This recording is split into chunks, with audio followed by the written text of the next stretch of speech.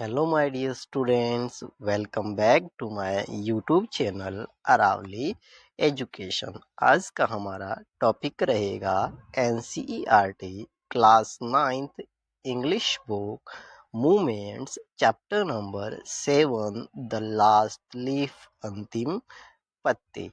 आज मैं आपको इस क्लास के अंदर आपके इंग्लिश बुक मूवमेंट्स के चैप्टर नंबर 7 की line by line Hindi explanation इस क्लास के अंदर बताने वाला हूं। तो आज की हमारी इस क्लास में हम लोग चैप्टर नंबर 7 को पढ़ने वाले हैं। तो चैप्टर स्टार्ट करने से पहले आई होप आपने सब्सक्राइब कर लिया होगा। अब चैप्टर स्टार्ट करते हैं। तो आपका चैप्टर है chapter number 7 the last leaf अंतिम पत्ती। तो ये आपका चैप्टर है अंतिम पत्ती के बारे में है। अब क्या है अंतिम पत्ती, क्या है उसकी कहानी, उसको हम लोग इस चैप्टर के माध्यम से जानेंगे। तो चैप्टर स्टार्ट करने से पहले इसका जो शॉर्ट समरी है कि एक्चुअल में इस चैप्टर के अंदर क्या बात कही गई है, स्टोरी एक्चुअल स्टोरी क्या है, वो यहाँ पे ऊपर बिफोर यू रीड के अंदर आपको दी हुई है। तो एक बार इसको देख लेते हैं कि एक्चुअल में चैप्टर कहना क्या चाहता है, इसकी स्टोरी क्या है। तो it is autumn, it is autumn, autumn autumn का मतलब रहेगा पतझड़, ठीक है ना। तो इट इज ऑटम, पतझड़ का मौसम है। The wind is blowing hard, हवा जोरों से बह रही है। And it is raining heavily, और भारी बारिश हो रही है। हैविली का मतलब रहेगा भारी। तो पतझड़ का मौसम है, हवा जोर से बह रही है और भारी बारिश हो रही है। All the leaves on an ivy creeper, एक आईवी क्रीपर एक नाम है। आईवी क्रीपर, क्रीपर का मतलब लता या फिर बेल। तो एक आईवी क्रीपर या फिर एक लता, आईवी लता के ऊपर ऑल द लीव्स, सारी पत्तियां हैव फॉलन, गिर गई है। एक्सेप्ट वन, सिर्फ एक को छोड़कर। तो उस आईवी क्रीपर के ऊपर, उस लता के ऊपर सारी पत्तियां गिर गई है, सिर्फ एक पत्ती को छोड़ करके। Why doesn't the last leaf fall? वो आखिरी पत्ती क्यों नहीं गिरी, उसके बारे में हम लोग जानेंगे इस चैप्टर के माध्यम से कि वो आखिरी पत्ती है वो क्यों नहीं गिरी। पतझड़ का मौसम है तो पत्ते तो गिरेंगे। तो उस बेल से भी सारी पत्तियां गिर गई है, लेकिन वो आखिरी पत्ती नहीं गिरी है। अब वो क्यों नहीं गिरी है, लेट्स सी द चैप्टर। तो स्टार्ट करते चैप्टर। सू एंड जॉन्सी, सू और जॉन्सी, टू यंग आर्टिस्ट, दो यंग युवा आर्टिस्ट, यानी कि आर्टिस्ट का मतलब रहेगा कलाकार, यानी कि सू और जॉन्सी दो युवा कलाकार, शेयर्ड स्मॉल फ्लैट, एक स्मॉल फ्लैट को, एक छोटे फ्लैट को साझा करती है, उसको शेयर करती है, यानी कि एक फ्लैट के अंदर, छोटे फ्लैट में रहती है दोनों, सू और Johnsy. The flat was on the third story of an old house, और उनका जो फ्लैट है, उनका जो कमरा है, वो एक पुराने घर के थर्ड फ्लोर पर, यानी कि थर्ड स्टोर पर है, यानी कि थर्ड फ्लोर पर, तीसरे माले पर है। तो उनका कमरा है वो एक पुराने घर के तीसरे मंजिल पर है। Johnsy fell very seriously ill in November, Johnsy fell very seriously ill, seriously का मतलब रहेगा गंभीर रूप से, यानी कि जॉन्सी है वो गंभीर रूप से बीमार पड़ जाती है। इल का मतलब बीमार, ठीक है ना, पड़ जाती है इन नवंबर, नवंबर महीने में। तो जॉन्सी है नवंबर महीने में गंभीर रूप से बीमार पड़ जाती है। सी हैड निमोनिया, उसको निमोनिया हो जाता है। सी would lie in her bed, वो उसके बेड के अंदर लेटी रहती है। विदाउट मूविंग, बिना हिले डुले, बिना हिले डुले अपने बेड के अंदर लेटी रहती है। Just gazing out of the window, बस सिर्फ विंडो के बाहर, खिड़की के बाहर निहारती रहती है, देखती रहती है। तो गेजिंग का मतलब रहेगा आपका निहारना, यानी कि एक टकटकी लगा करके किसी चीज को देखना, तो उसको बोलते हैं निहारना। नेक्स्ट है सू हर फ्रेंड, सू उसकी जो दोस्त है, फ्रेंड है, बिकेम वेरी वरीड, बहुत ही ज्यादा चिंतित हो जाती है। वरीड का मतलब रहेगा चिंतित होना। तो उसकी फ्रेंड सू चिंतित हो जाती है। सी सेंट फॉर द डॉक्टर, वो एक डॉक्टर को बुलाती है। ऑल्दो हालांकि ही केम एवरी डे, वो हर दिन आता है, there was no change in Johnsy's condition, लेकिन जॉन्सी की हालत में कोई भी सुधार नहीं हो रहा था। हालांकि जो डॉक्टर है वो रोज वहां पर आता है, लेकिन जॉन्सी की हालत के अंदर अभी कोई सुधार नहीं हो रहा था। नेक्स्ट पैराग्राफ,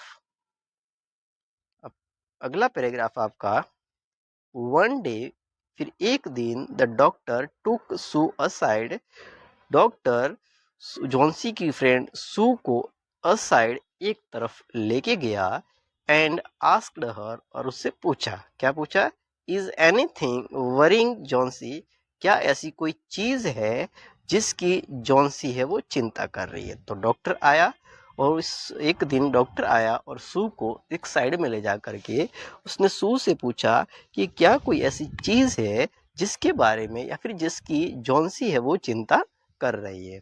नो रिप्लाइड शू, तो सू ने कहा ऐसी कोई चीज नहीं है। But why do you ask, लेकिन आपने ऐसा क्यों पूछा।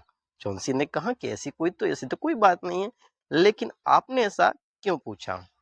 द डॉक्टर सेड, तो डॉक्टर ने कहा, जॉन्सी, इट सीम्स, जॉन्सी, मुझे ऐसा लगता है, has made up her mind, कि उसने अपना मन बना लिया है, दैट कि she is not going to get well, कि वो ठीक नहीं होने वाली।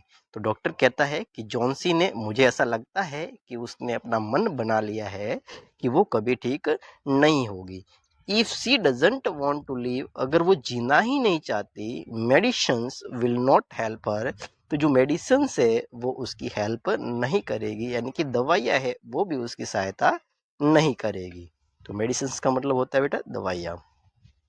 Next paragraph, Sue tried her best to make Johnsy, Sue ने ट्राइड हर बेस्ट, अपनी पूरी कोशिश करी, to make Johnsy take an interest in things around her, कि जॉन्सी है वो अपने आसपास की चीज़ों के अंदर इंटरेस्ट ले। उस चीज़ के लिए जॉन्सी ने, सू ने अपना बेस्ट, यानी कि हर वो जो कोशिश कर सकती थी सारी कोशिश उसने करी। सी टॉक्ड अबाउट क्लोथ्स, उसने कपड़ों के बारे में बातें करी, एंड फैशंस, और फैशन के बारे में बातें करी। बट लेकिन जॉन्सी डिड नॉट रेस्पॉन्ड, लेकिन जॉन्सी ने कोई भी रिस्पॉन्ड नहीं किया, कोई भी प्रतिक्रिया, कोई भी जवाब नहीं दिया। Johnsy continued to lie still on her bed, Johnsy ने कंटिन्यू रखा, जारी रखा, लाई लेटे रहना, स्टिल ऑन हर बेड, अब भी अपने बेड के ऊपर जॉन्सी ने लेटे रहना जारी रखा। Sue brought her drawing board into Johnsy's room, Sue brought her drawing board, Sue अपना ड्राइंग बोर्ड लेके आई, इनटू जॉन्सीज रूम, जॉन्सी के कमरे में, एंड और स्टार्टेड पेंटिंग, और पेंटिंग करना स्टार्ट किया। To take Johnsy's mind off her illness, Johnsy का उसकी बीमारी से ध्यान हटाने के लिए, यानी कि माइंड ऑफ का मतलब ध्यान हटाना। तो सून एक ड्राइंग बोर्ड लेके उसके कमरे के अंदर, और वहां पर आकर के उसने पेंटिंग करना स्टार्ट करी, जॉन्सी का उसकी बीमारी से ध्यान हटाने के लिए। सी विसल्ड वाइल वर्किंग, वो पेंटिंग करते करते बीच में विसल्ड कर लेती, सीटी बजा लेती थी। नेक्स्ट पैराग्राफ, सडनली, सडनली का मतलब अचानक, फिर अचानक सू हर्ड जॉन्सी विस्पर समथिंग, सू ने सुना, सू ने सुना, जॉन्सी विस्पर समथिंग, कि जॉन्सी है वो कुछ फुसफुसा रही है। विस्पर का मतलब रहेगा फुसफुसाना, यानी कि धीमे से कुछ कहना। तो सू ने सुना कि जॉन्सी है वो कुछ धीमे से कह रही है।